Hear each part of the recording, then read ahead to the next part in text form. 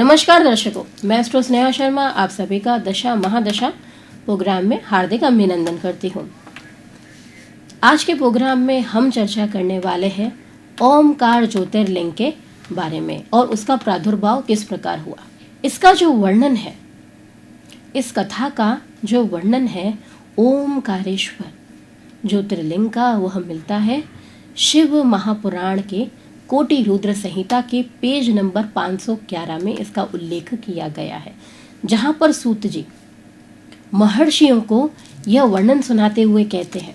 सूत जी महर्षियों को वर्णन सुनाते हुए कहते हैं कि महर्षियों सुनो, मैं तुम्हें एक बहुत ही पवित्र वर्णन सुनाता हूँ जिसमें ओमकारेश्वर का प्रादुर्भाव दिया हुआ है कि किस प्रकार महादेव वहां पर ज्योतिर्लिंग रूप में स्थापित हुए और वो स्थान किस नाम से प्रसिद्ध हुआ, किस नाम से विख्यात हुआ, ओमकारेश्वर। कहानी कुछ इस प्रकार प्रारंभ होती है। नारद मुनि गिरिराज विंध्य पर आए हुए थे। विंध्य बड़े आदर के साथ नारद मुनि जी का आदर करते हैं, सत्कार करते हैं, पूजन करके तिलक करते हैं और उनसे कहते हैं मेरे यहाँ तो सब कुछ है। उनके इस कहने में उनका अहंकार नजर आ रहा था। नारद मुनि समझ गए कि इस व्यक्ति के अंदर तो बहुत ज्यादा अभिमान है, क्योंकि उसने जो बात करने का तरीका था उसका ऐसा ही था कि मेरे पास सब कुछ है, ऐसा कुछ नहीं जो मेरे पास नहीं हो, कोई कमी नहीं मेरे पास। तो इसके भाव में विंध्याचल के क्या था, अभिमान।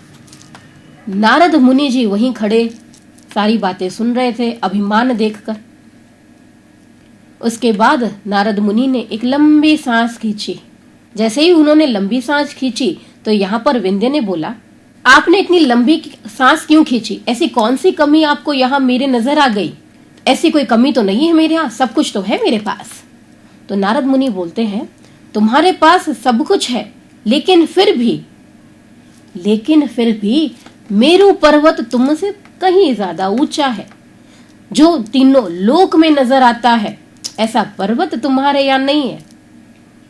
और ये बात बोलकर नारद मुनि जी तो चले गए। लेकिन विंध्य पर्वत के मन में लगातार ये बात विचार कर रही थी कि मेरे ऐसे जीवन को तो धिक्कार है, सब कुछ मैंने प्राप्त कर लिया लेकिन अपने शिखर को वहां तक नहीं पहुंचा पाया। तो उसने सोचा मैं भगवान शिव की आराधना करूंगा और मैं सब कुछ अर्जित करूंगा, मैं सब प्राप्त करूंगा। लेकिन अभी भी उसका अहंकार टूटा नहीं था। उसने भगवान शिव की प्रार्थना, उसकी आराधना शुरू कर दी, तपस्या में लीन हो गए। लगातार तपस्या करते करते करते 6 महीने निरंतर बीत गए। ऐसी तपस्या को देखकर भगवान शिव जो थे वह प्रसन्न हुए और उन्होंने अपने रूप का उन्हें दर्शन कराया, जो कितने ही योगियों को प्राप्त नहीं हुआ लेकिन विंध्य को प्राप्त हुआ। ऐसा दुर्लभ ही लोगों को दर्शन नसीब हो पाते हैं भगवान शिव के, लेकिन विंध्य पर्वत को यहाँ पर जो विंध्य के राज्य थे उनको यहाँ पर जो दर्शन थे वह प्राप्त हुए।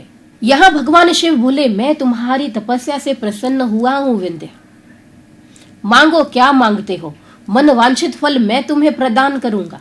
विंध्याचल बोले हे शंभुनाथ, यदि आप मुझ पर प्रसन्न ही हुए हो तो आप मुझे एक अभिष्ट वरदान दीजिए, जो भी मैं कार्य करूं उसमें सिद्ध हो जाऊं, ऐसा वरदान मुझे दीजिए।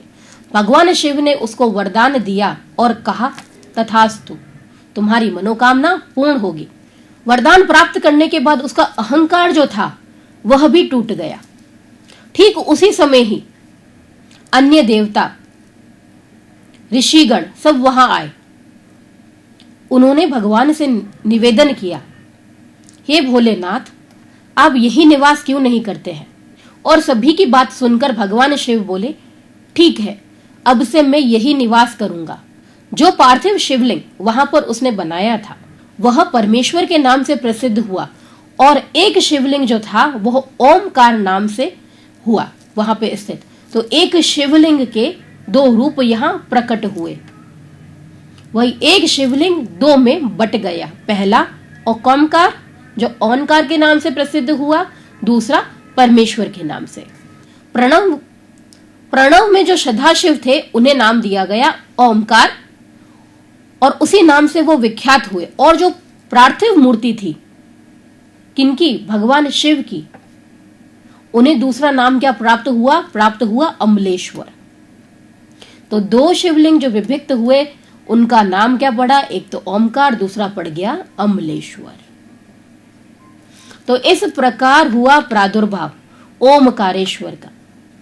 अब बढ़ते हैं आगे और जानते हैं कुछ उपाय फेंगशुई से संबंधित।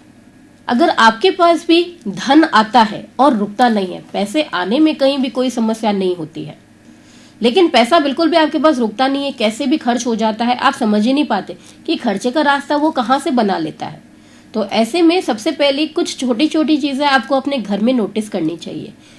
आपके घर में जो आपका सीढ़ी वाला स्थान है, जहां से आपकी सीढ़ियां शुरू होती है, उसके नीचे के स्थान पे गौर करिएगा। कहीं ऐसा तो नहीं है आपने सीढ़ी के नीचे वाले स्थान में कहीं मंदिर बना रखा हो, तो वहां अगर है तो उसे हटा दीजिए। अगर वहां पे पानी का नलका बना हुआ है तो भी वो गलत है। पानी का कोई भी साधन, अगर स्टोरेज भी ठीक उसके नीचे आती है पानी की, तो वह स्थान भी आपके धन को भेजने का काम करेगी।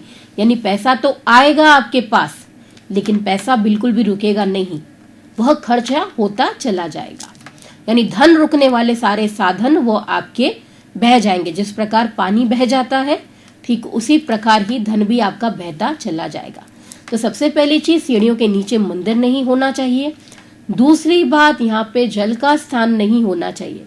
काफी लोग क्या करते हैं, स्थान कम होने के कारण सीढ़ियों के नीचे एक्वेरियम लगा दिया, पानी का नल लगा दिया, या फिर बच्चे के पढ़ने की टेबल लगा दी, स्टडी रूम नीचे कर दिया या स्टडी टेबल नीचे लगा दी, तो ये सारी चीजें यहाँ पर दोष का निर्माण कर देंगी। अगर स्टडी टेबल भी इसके नीचे लगाते हो तो बच्चे का पढ़ाई में मन नहीं लगेगा, किताब तो खुली रहेगी लेकिन ध्यान उसका एकाग्रित नहीं होने वाला है, पढ़ा नहीं पढ़ा दोनों बराबर हो जाएगा। तो ऐसे में यदि तीन चीजें सीढ़ी के नीचे आती है तो सबसे पहला काम तो करिए, उसको हटा दीजिए। फिर देखिए आपके घर में धन कैसे नहीं रुकता है। अगर धन नहीं रुकने का कारण ये है तो सबसे पहले इसको आप हटाना शुरू करिए और सबसे पहली चीज अपने घर में नोटिस करना शुरू कीजिए। कहीं ऐसा तो नहीं है कि आपके घर के नीचे ये सारी चीजें हो जो आपको दिक्कत डाल रही हो।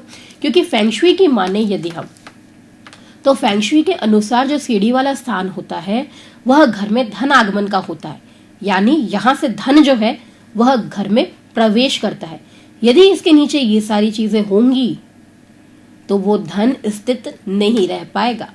अब हम जानेंगे कैसे बीतेगा हमारा आज का दिन। क्या कहते हैं हमारे आज के सितारे। प्रारंभ करते हैं राशि चक्र की पहली राशि से, मेष राशि से। तो जानते हैं मेष राशि वालों का हाल। तो मेष राशि वालों, नक्षत्र जो है, आपके सितारे जो है और ग्रहों की स्थिति क्या बता रही है, तो यह दर्शा रही है कि आज जो सितारे हैं वो आपके पक्ष के बने हुए हैं, आपको आराम देने वाले हैं। यात्रा के दौरान पूर्ण रूप से आपको विश्राम करना होगा। दोस्तों का सहयोग भी आपको प्राप्त होने वाला है। वृषभ राशि, वृषभ राशि वालों, आय में वृद्धि होगी लेकिन खर्चे जो है वह बढ़ने वाले हैं। करना सिर्फ एक काम नहीं है कि अपनी योजनाओं को अपने मित्रों के साथ में शेयर नहीं करना है। मिथुन राशि, आर्थिक रूप में आज मदद आपको किसी अपने से ही प्राप्त होने वाली है, जिसके कारण आप आर्थिक समस्याओं से उभर जाएंगे। कार्य क्षेत्र में भी दिन अच्छा व्यतीत होने वाला है। पारिवारिक मामलों में भी दिन शुभ है। कर्क राशि, प्रभावशाली ढंग से आज सबके सामने अपनी बात को रख पाएंगे, वह भी आत्मविश्वास के साथ, जिसके कारण आपके कई महत्वपूर्ण कार्य जो है वह बनते चले जाएंगे। सिंह राशि, सिंह राशि वालों, अपनी समस्याओं का समाधान तो आज आपको स्वयं ही ढूंढना पड़ेगा। दूसरों के कहे अनुसार यदि कार्य करने का प्रयास किया तो समस्याओं में और ज्यादा फंस जाएंगे आप। कन्या राशि, परिवार के साथ में जो मतभेदताएं चल रही थी वह दूर होंगी। कार्य में नए अवसर आपको प्राप्त हो सकते हैं और कई प्रभावशाली लोगों के साथ में मुलाकात भी हो सकती है जो आपके लिए आगे काफी महत्वपूर्ण भूमिका निभाने वाले हैं। तुला राशि, आय के नए स्रोत बनेंगे। भाग्य पूर्ण रूप से आपका साथ देने वाला है। रुका अटका धन भी प्राप्त होने का यह समय अनुकूल है। थोड़ा सा आपको प्रयास अधिक करना होगा, रुका हुआ धन आपको वापस प्राप्त हो जाएगा। वृश्चिक राशि, आज आपके कार्य में अगर कोई कमी रहेगी तो वो रहेगी आपकी एकाग्रता की।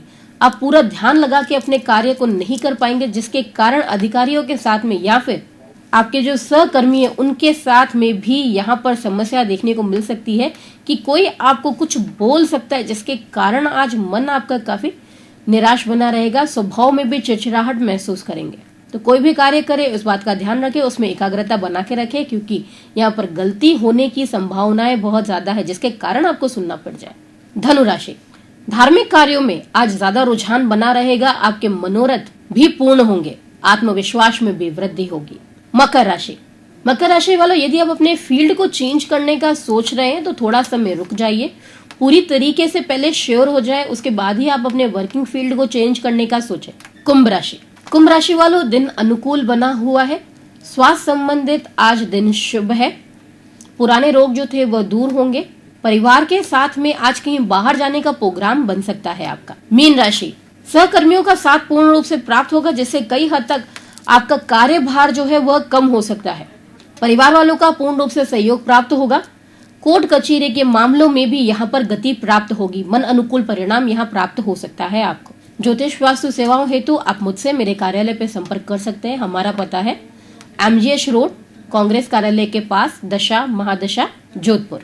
अपॉइंटमेंट के लिए आप टीवी स्क्रीन पे जो नंबर डिस्प्ले हो रहा है उससे हमसे कांटेक्ट कर सकते हैं।